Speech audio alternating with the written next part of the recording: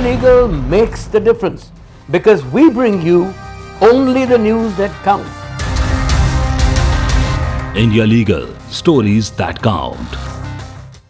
Hello and welcome to another special readout from India Legal magazine. As you know, we are the nation's first political legal independent weekly focusing on controversial issues of national and international importance. The video readouts we present to you regularly are the editorial team's choice of the most significant stories we believe should receive close scrutiny and wide circulation. You can watch them along with the visuals or listen to them as you would a podcast. In this week's readout, we focus on what is possibly the most significant month of the year, October. It heralds the beginning of the magical fall season and autumn leaves. It is a season of the Hindu Navratras, Dasera and Diwali, the annual celebration of good over evil. October also marks the birthday of history's most celebrated non-violent victor over evil, Mahatma Gandhi. He presided over and guided the triumph of non-violence over the violent ravages of colonialism and slavery. Now, the world knows the story of the father of the Indian nation and its birth as an independent republic. This readout is about Gandhian sartorial propriety. Now, that's a mouthful. What it means is the clothes, yes, the clothes Gandhiji thought it appropriate for himself to wear. You will ask, what have clothes to do with anything while remembering Gandhi this October?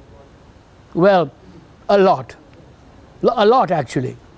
Now, the universal of Gandhiji is that he draped a skimpy sheet of homespun clothing to cover his frail frame.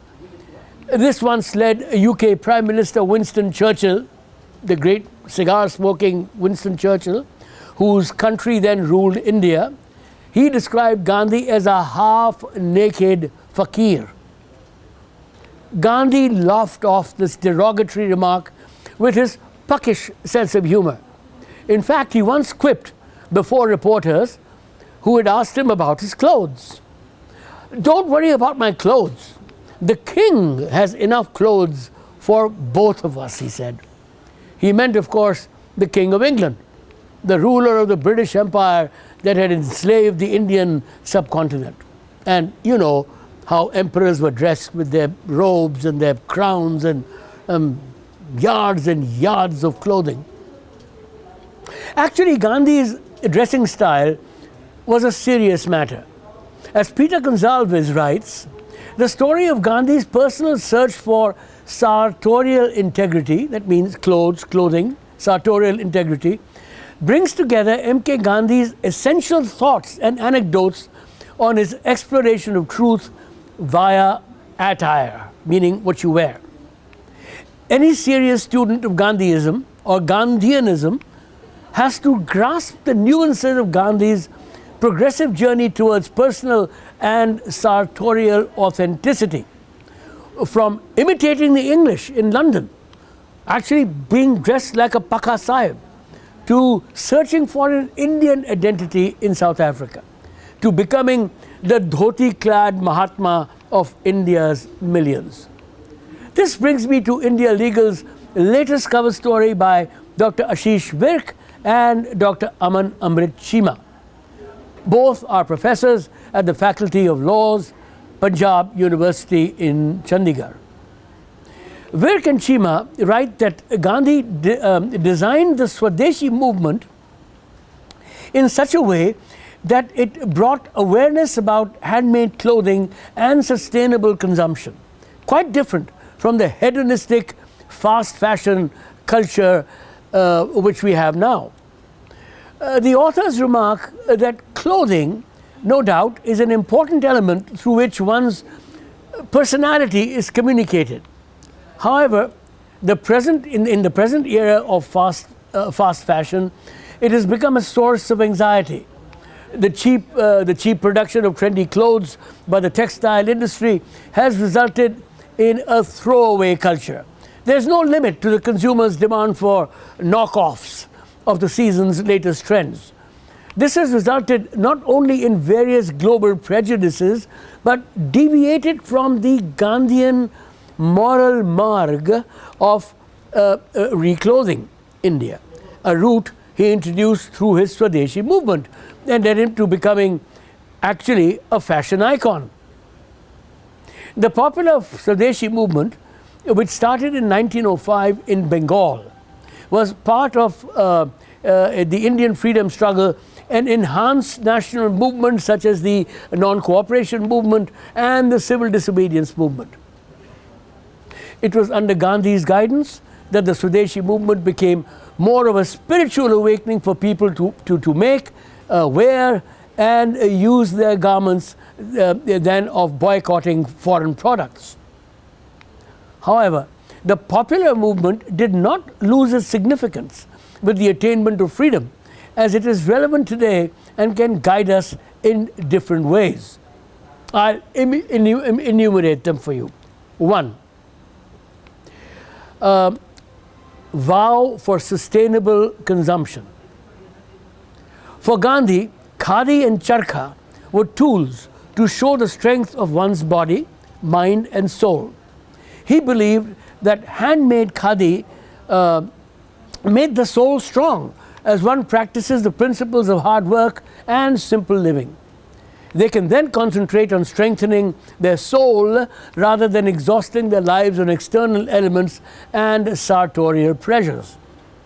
He also encouraged people to take a Swadeshi vow to simplify their lifestyle by limiting their wants through the Swadeshi concept.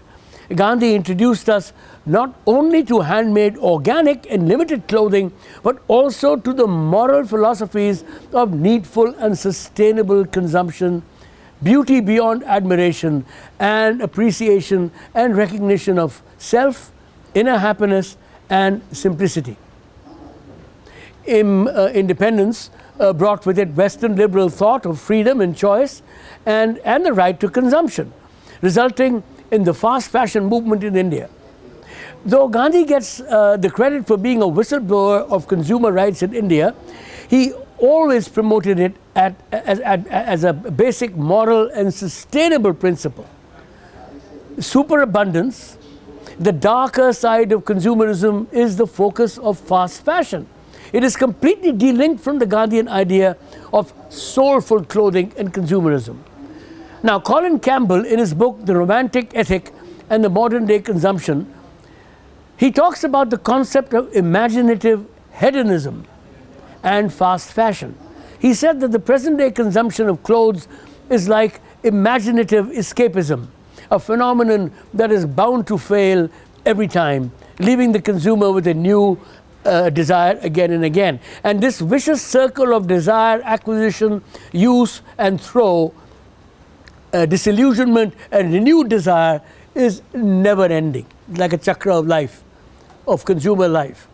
So we are living in times where we have made our wants our needs. We are living according to our greed rather than according to our needs.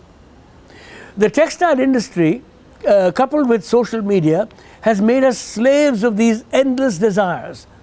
Moreover, the ability to choose from a wide range of costumes to exercise one's purchasing power, the mad and mindless rush to consume, and the desire to show off wealth have all changed today's expression of happiness and beauty.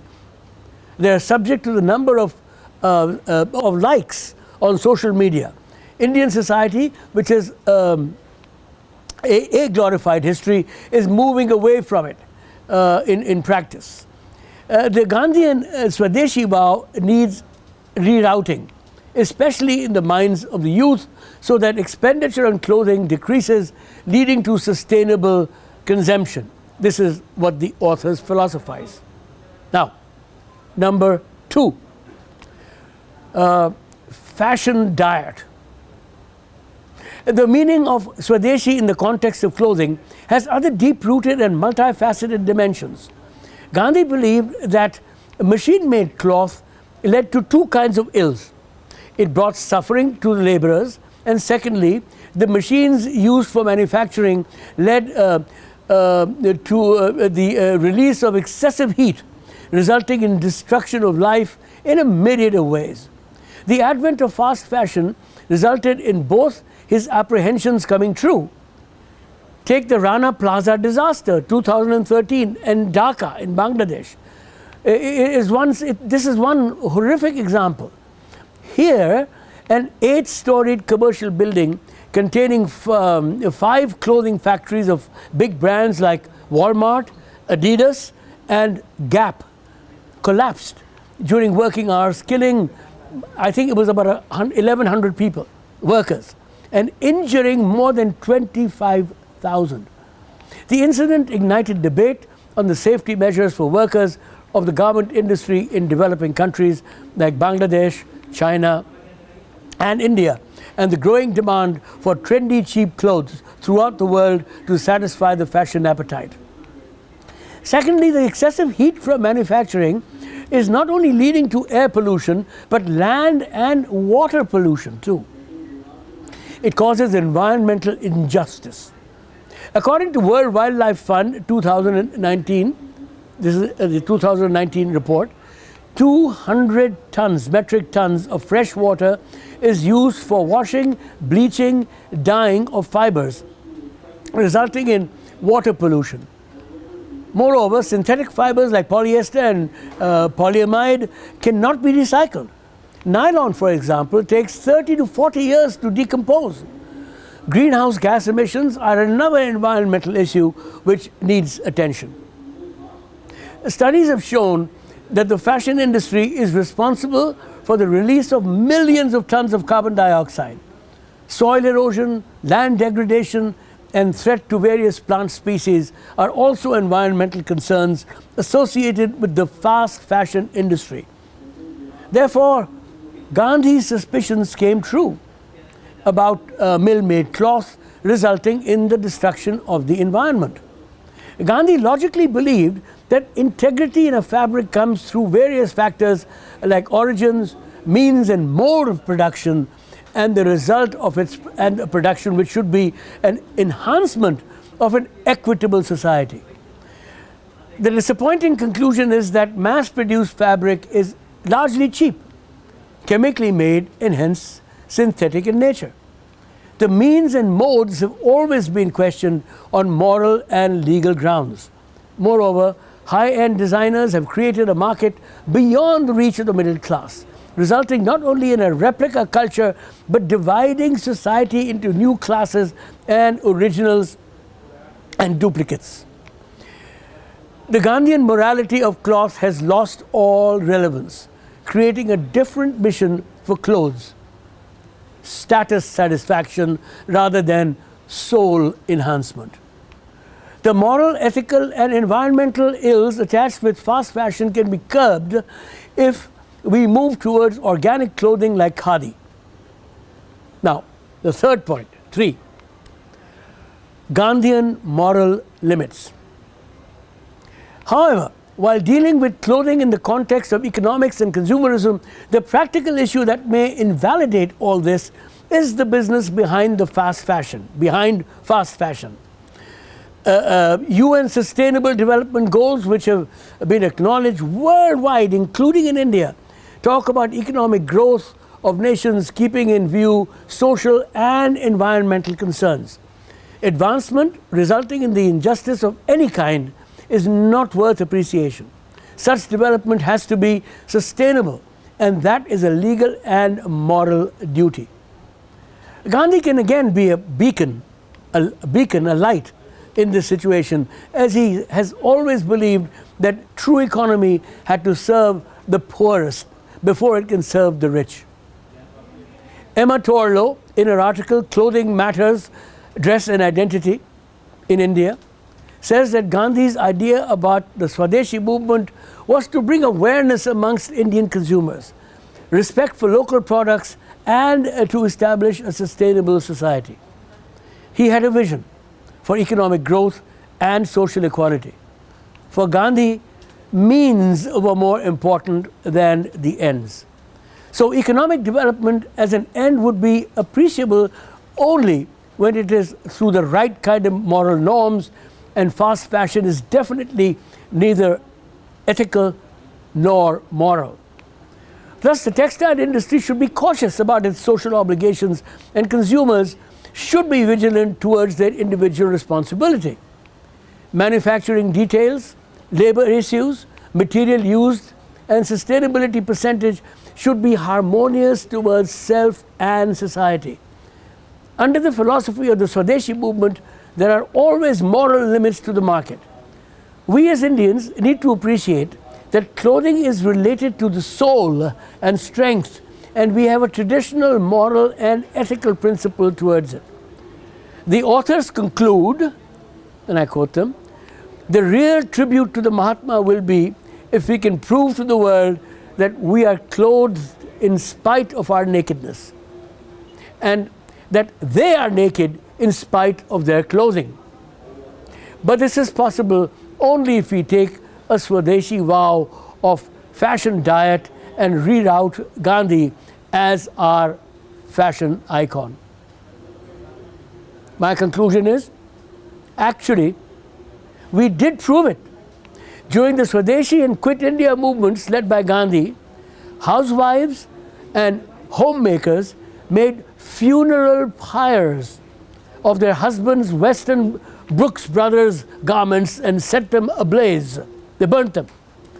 And when the British were finally forced to relinquish their Indian empire, on which the sun was never supposed to set, when the British were finally forced to relinquish their Indian empire, it was not Gandhi, but the emperor who had no clothes.